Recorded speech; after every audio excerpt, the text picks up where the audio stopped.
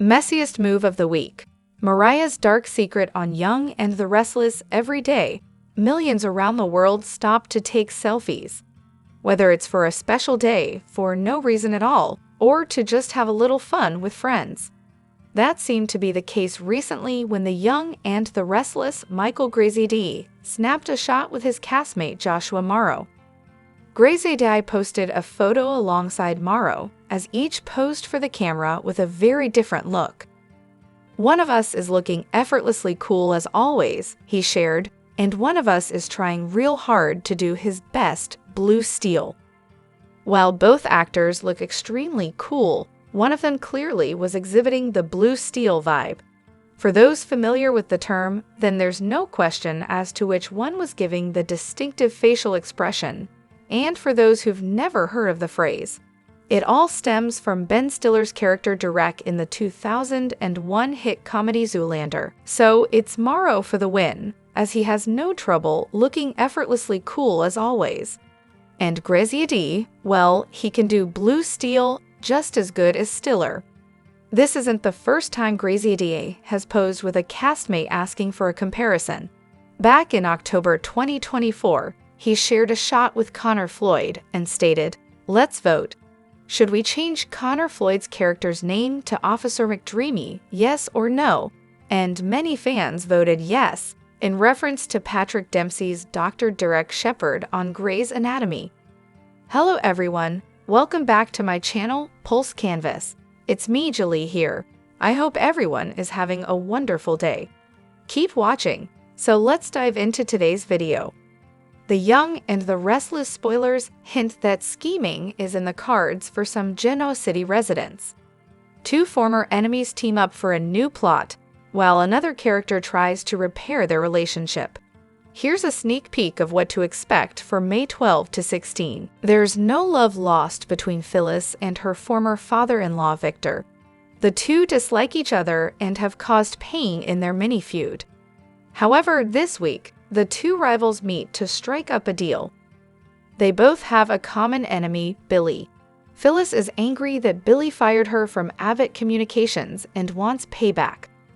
What's better revenge than partnering with Victor to take down Billy's company? Victor's interested in what Phyllis has to offer, however, before she agrees to anything, Victor has to give her something in return. Elsewhere, Taria's relationship is on the rocks. Tessa notices Mariah has been growing distant since returning from her trip. Tessa begins to think about the turmoil with Ian and how she didn't believe Mariah. Fearing that Mariah is punishing her because of Ian, Tessa begs her for forgiveness and to save their marriage. But Mariah tells Tessa she's not the one who needs to be forgiven. Could this be the moment where Mariah finally confesses her secret to Tessa? Meanwhile, Claire has been butting heads with Victor about her relationship with Kyle, but she's not giving up on getting Victor to change his mind about Kyle. This week, she tells Victoria and Nikki her latest plan, which is to throw a party. While Claire might have good intentions, a party with the Newmans, Abbotts, and other Genoa City characters could bring disaster. Here are your The Young and the Restless spoilers and teasers for Monday, May 12, 2025, when Kyle and Claire's plans for the future take a turn and Phyllis schemes to outsmart Billy. On Monday's show, watch for Phyllis to try to outsmart Billy.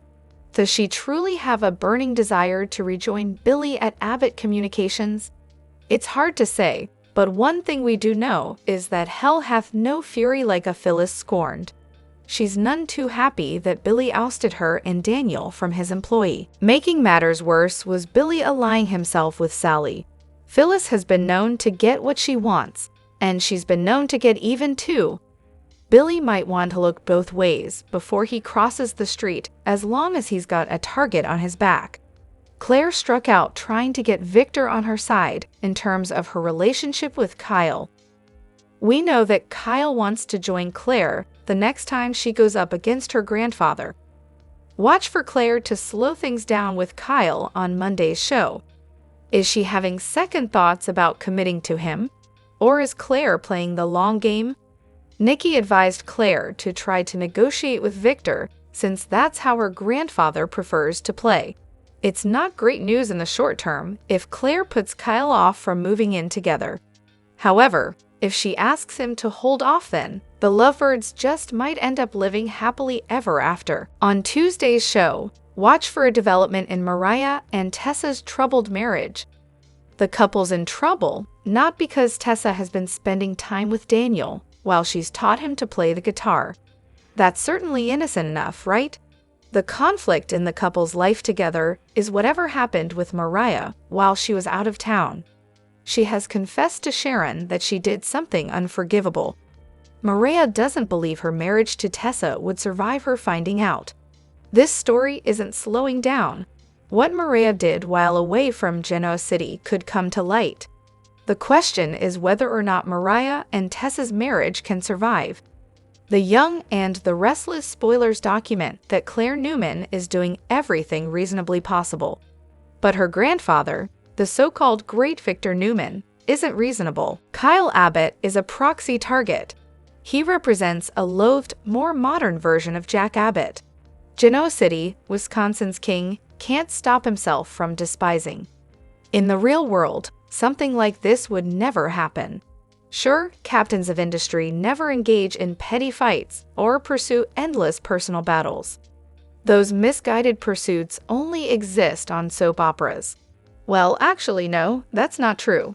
Victor and Jack have long waged war on each other because of a personality clash. Longtime fans recall that Jack and the late Brad Carlton once worked for Victor, but that was a long time ago. Jack became Victor's mortal nemesis when he fell in love with Nikki Newman and they married.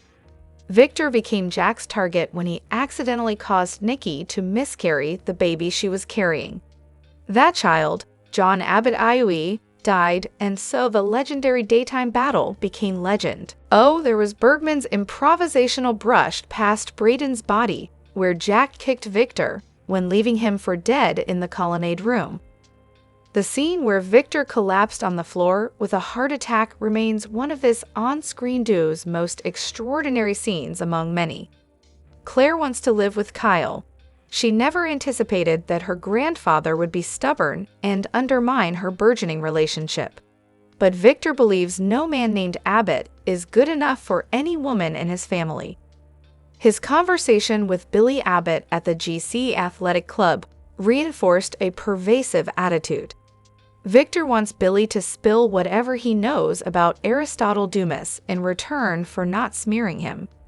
Adam Newman stands at the ready and is threatened by Victor not to sell his apartment to Claire and Kyle. All of the above puts deep pressure on Claire, who is being forced to the edge.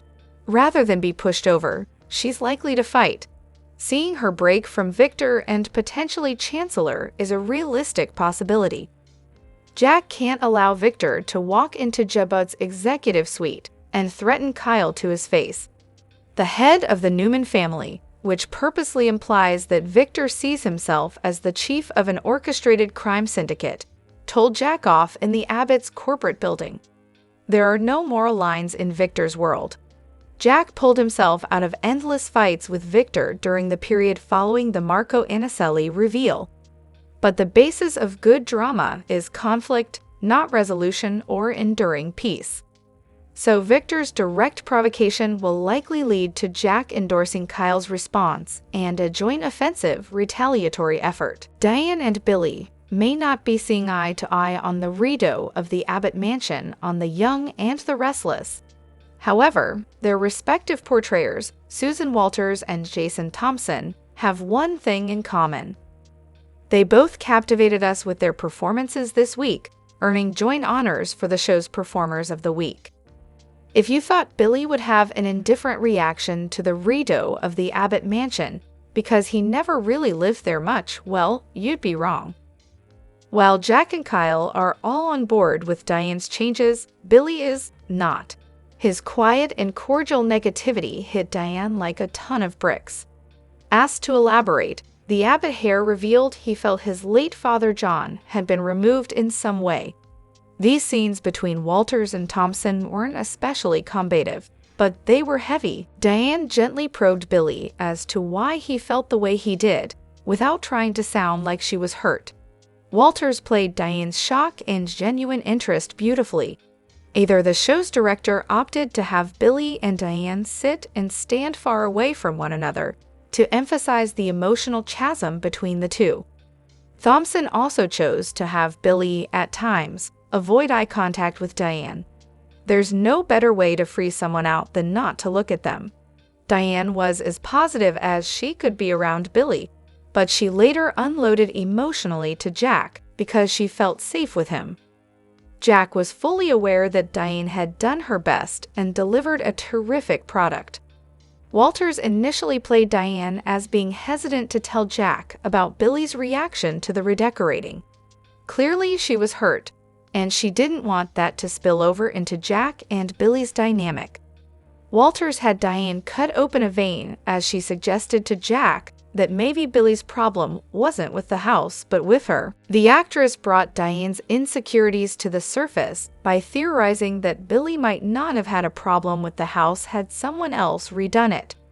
Walters is a savvy performer who knows it can be more compelling to watch someone try not to cry rather than to shed some tears.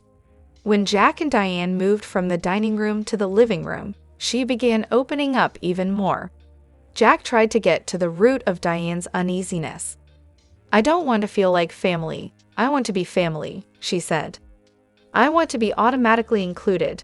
I want to be as much of an Abbott as our son is." Diane has had a front row seat to the Abbott clan closeness for a while on The Young and the Restless. She broke down in tears, saying that what Jack has with his siblings is so rare. Diane put herself in Billy's shoes. Perhaps she had changed so much in the Abbott home out of envy. "I wasn't trying to take anything away," said Diane, admitting she had tried to bribe her way into the Abbott family. While it was an interesting choice to withhold the tears earlier, Walters let them flow as Diane trembled in Jack's arms. Walters showed incredible vulnerability in these scenes. The redo of the Abbott mansion wasn't just a task. It was part of a journey in her being accepted into the Abbott clan. Meanwhile, on The Young and the Restless, Billy had a less sympathetic scene partner to play opposite than his sister-in-law did with Jack. Billy was minding his own business at the Genoa City Athletic Club when Victor, who was also there, began needling him. "You spend an awful lot of time hating people you have no reason to hate." Billy calmly spat back at Victor after he made a dig at Sally. Billy deflected Victor's animosity towards him by pointing out that Victor appears to arbitrarily decide who should be together and who shouldn't.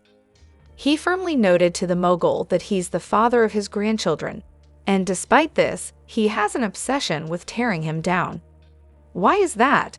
Bill mused as he subtly put Victor on the defense. Thompson chose to stand when he delivered that line, showing he was in a strong position. Billy pushed Victor, wanting to know, man to man, what caused this wrath. "How about man to boy?" Victor offered. The more Billy tried to reason with Victor, the more Victor pushed back. Thompson never wavered as an almost stoic Billy confronted Victor. The mogul also refused to give him an inch. Thompson let each hurtful remark from Victor pass through Billy as he continued to try to reach his former father-in-law. Victor changed the subject in an attempt to rattle Billy by asking him what was going on with Aristotle Dumas, the man who's often mentioned but never seen. Thompson had Billy keep his poker face on, refusing to fall into Victor's trap. Victor quietly threatened Billy by telling him he needed to come clean on Dumas. It's maybe not always wise to roll one's eyes at the great Victor Newman, but Thompson made the choice to have Billy subtly contort his face in a semi-comical way, as if to comment on Victor's audacity. The two men were in the middle of a restaurant. It would have been easy to have Thompson make the choice to show that Victor was getting under Billy's skin by yelling at him, but then he would have lost the battle. Instead, Thompson played Billy as someone who wasn't going to let Victor get the best of him. Bravo to Walters for showing such vulnerability, and to Thompson for showing great strength in their respective scenes this week on The Young and the Restless. The messiest move of the week belongs to Mariah. She topped everyone when she confessed to Sharon about a dark secret that she couldn't tell Tessa. This could forever rock their world, but not telling Tessa is already a messy move and will only make things worse on the young and the restless. Mariah sure didn't look happy to be home. That's because she regrets what she did while she was away. She waited for Sharon's return from London. Mariah confessed that she's done something horrible during her business trip. It's something that would Ian proud. His return dug up Mariah's trauma, which she repressed over the years. When she found herself alone, she got drunk and did something that would hurt Tessa. Mariah admitted that she's still caught under Ian's spell. That grooming doesn't just go away overnight. It sticks with you. Mariah told Sharon that she doesn't want Tessa to ever find out what happened that night. Sharon didn't press for questions. She didn't need to know what her daughter did. Instead, she assured Mariah that she wasn't a bad person. Mariah proclaimed that she's not a big person and that she will take this secret to her grave. Mariah's secret has us wondering what she's done. Some Lion&R fans wonder if she cheated on Tessa. However, this wasn't the first time she wasn't faithful. In 2020, Mariah slept with Lindsay, while Tessa was touring with her ex-husband Tanner. In Mariah's defense, she was feeling lonesome and was jealous of Tessa's close relationship with her ex. Whatever secret Mariah's keeping, it's already messy not to tell her wife. After all, this will only draw Tessa closer to Daniel. The two have been making sweet music together, and that could bring up new feelings. Meanwhile, Tessa can't help but notice that Mariah is more standoffish than usual. If Mariah wants to save her marriage, she should be forthcoming. Tessa forgave her before, so Mariah could her a chance instead of jumping to conclusions in usual Mariah fashion. Mariah and Tessa hit a rough patch, and Amanda Sinclair returns to Genoa City. The young and the restless moments to watch for May 12 to 16 include a growing divide between Mariah and Tessa, the return of Amanda Sinclair, the fallout from a secret that may shake a relationship to its core. With tension building and emotional truths bubbling just beneath the surface, Genoa City isn't going to stay calm for long. Mariah returned home from her solo trip, but instead of the warm reunion she and Tessa usually share, things quickly turned cold. Mariah came back guarded and unsettled, and holding on to a secret she refused to share. She confided in Sharon that something happened while she was away, something big, but she made her mom promise to keep it to herself. Sharon tried to coax more out of her, but Mariah stood firm. Nobody else can know. That choice is already creating cracks in her relationship. Tessa senses the shift immediately. Mariah has been emotionally distant and cagey, and it's leaving Tessa questioning what changed. Communication, once the bedrock of their bond, has been replaced by uncomfortable silences and unanswered questions. Tessa's patience is thinning, and viewers will see if the couple can find their way back to each other, or if this secret will prove too big to overcome. These two hit a rough patch. Will they make it through it? Meanwhile, Amanda Sinclair's return to Genoa City promises to shake things up in a different way. She's back for more than just a friendly hello. Her reappearance will stir up unresolved feelings and possibly reopen some old wounds. Devon may find himself facing emotions he thought he'd left in the past, and Amanda's presence could shift the balance in more than one corner of town. This week promises emotional revelations, strained loyalties, and the kind of drama fans won't want to miss, and Soap Hub can't wait to see it. Will Amanda turn Devon's world upside down? Amanda Sinclair is set to make a brief return to Young and the Restless this week. But something about this homecoming seems different. Could it be that she's not arriving alone? We can't help but wonder if Amanda's bringing a life-altering surprise with her. One that could change literally everything for several key players. Will she come back with a man on her arm? Sounds delightful, but that would be too easy. What about a new career? Perhaps she's opened up her own huge law firm that's making waves. That would be great, but not quite soapy enough. We'd like to see her bring home a secret that would truly cause confusion, chaos, and most of all, a whole host of drama. There's a wild theory floating around, and it's one we can't shake. What if Amanda isn't just coming back for a quick visit? What if she's bringing a secret child, one that Devin never knew about? If Amanda had a child after their relationship fell apart, kept it hidden all this time, and is now ready to reveal the truth, this revelation could send shockwaves through Genoa City. Maybe she became a mother after her relationship with Devin ended and chose to keep that news to herself.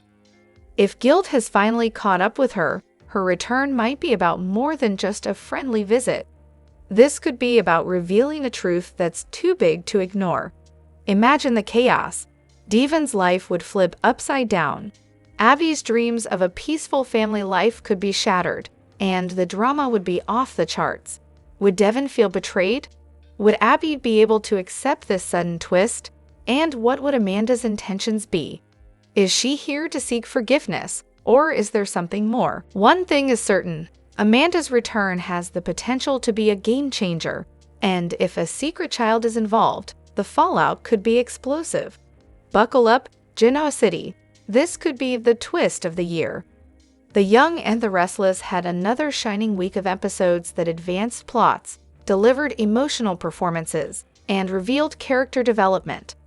Among the standouts, there was Phyllis Summers. She had us captivated as we watched her revert to her deeply wicked ways. And she's not the only antagonist on the canvas either. If you already know Phyllis's origins, get ready to stroll down memory lane. If you don't, fasten your seatbelts. Veteran viewers of Y&R can recall Phyllis exploding onto the Genoa City scene back in 1994.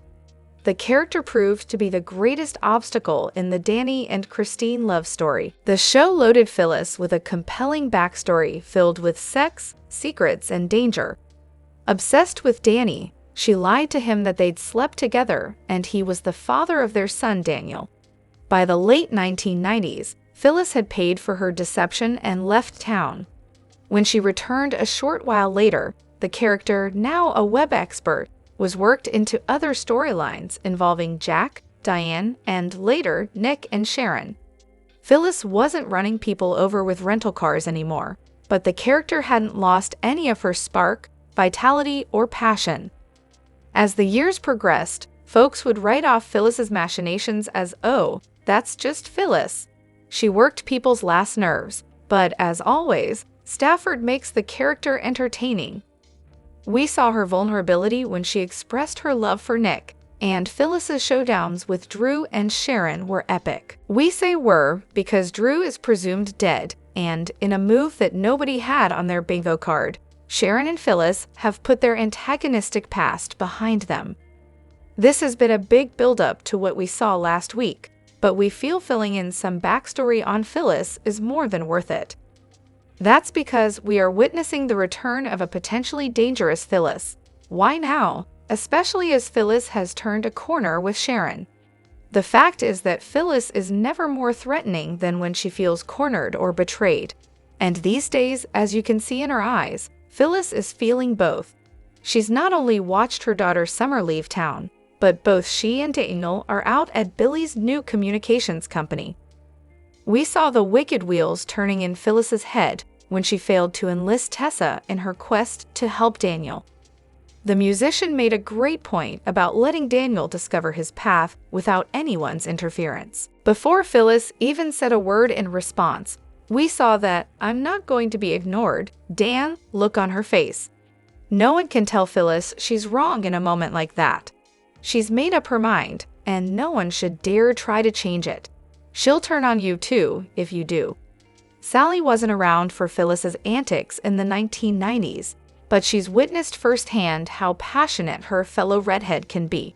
Phyllis approached Sally and Billy's table at the Genoa City Athletic Club. And while most of the dialogue took place between Billy and Phyllis, we couldn't help but notice Sally absorbing every bit of Phyllis's body language and words. Sally is very savvy, but she knows what it's like to cross a line, as evidenced by some of her experiences while living in Los Angeles. She's aware of when someone has the potential to snap. We felt bad for Phyllis when she retreated to Crimson Lights to collect herself. When Phyllis sat in her booth alone, we saw confirmation of Sally's suspicions. Phyllis is falling down a dark hole, it seems. She likely means business, and she's not going to rest until she feels she's been treated fairly. Watch out, Genoa City. Of course, Phyllis isn't the only person to keep an eye on in Genoa City. Victor was loaded for bear this week with quite a few people. He demanded that Adam do his bidding to use Newman Media to take down Billy and his company, Abbott Communications. The mogul let his granddaughter Claire know that she'd disappointed him. And Victor went into the ring with Jack and Kyle, ordering the younger Abbott to stay away from Claire or else. Victor also took time to trade barbs with Billy. They were in public, so it didn't escalate into a screaming match. It wasn't necessary to deliver shouting drama. There's tons of history between Billy and Victor. For every barb or insult that Victor fired at Billy, he shot one back. You really can't go anywhere in Genoa City and have a pleasant conversation, can you? For soap fans, that's a good thing. The power plays between Lily, Devon, and Nate continue. Lily wants to lure Damien away from the enigmatic Aristotle Dumas so that he can work for her family's company. Executives moving characters around like checkers isn't thrilling in and of itself, but what makes my and ours business stories so interesting is that they're about power, attraction, and people. Lily wouldn't have felt this way about wanting to give Damien a job a few weeks ago. She's softened towards him. Lily's less likely to believe Victor now. If her heart gets broken, we have little doubt that Lily will blast Damien for making her change her mind. Speaking of Lily and her family, it's nice that conversations with Nate et al. Are peppered with updates on Amy, and it's even nicer that these updates are all positive. We'd love nothing more than to have Amy get a clean bill of health. There's a lot for her to do in Genoa City. She can act as a go-between for her son, Damien, and his half-brother, Nate. Amy's a surrogate mother figure for Lily, or, at the least, a good listener. Plus, as the show reminded us, Amy and Tracy are longtime pals. And while we're on the subject of returns, can Tracy and Ashley do some healing in New York and then get back to Genoa City? They not only need to weigh in on the Abbott mansion in person, but these two veteran players are synonymous with the young and the restless. And Adam shouldn't think that he's in his father's good graces for very long. Not if he's going to do things like work with Kyle and Claire to sell them his home. Imagine what would happen if Victor and Phyllis teamed up. They'd be unbeatable. Diane asked Billy for his honest opinion about the new Abbott mansion, which may have been a mistake. Billy unloaded his emotions on Diane, which kind of ruined her day. The resulting scenes between Diane and Jack were powerful. A character doesn't have to be on the witness stand or by someone's hospital bedside to turn out a powerful performance.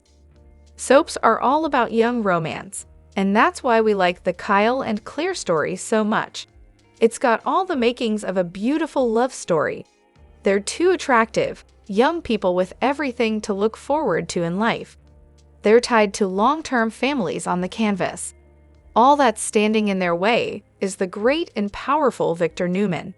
It'd be nice if Victor could just give the duo his blessing and realize his feud with the Abbotts isn't necessary. He is truly mad at Jack for helping Nikki stay sober. That's, well, maddening. While Lai and R gave us some stories this week where we knew what was on the table, some tales have us tuning in tomorrow because we're not sure what's going to happen. Just when the heck are we going to meet the enigmatic Aristotle Dumas? He's the most talked about person in town for a long time, but who is he? And why have people given so much of their energy to him? And just what is it that happened with Mariah while she was out of town? There was great character development in which we saw Mariah confess to Sharon not so much what she did, but why she did it. Maria was not only nervous about Tessa finding out what she did, but she was stricken to her core that she'd allow herself to make such a mistake. This kind of introspective analysis is something only soaps can do.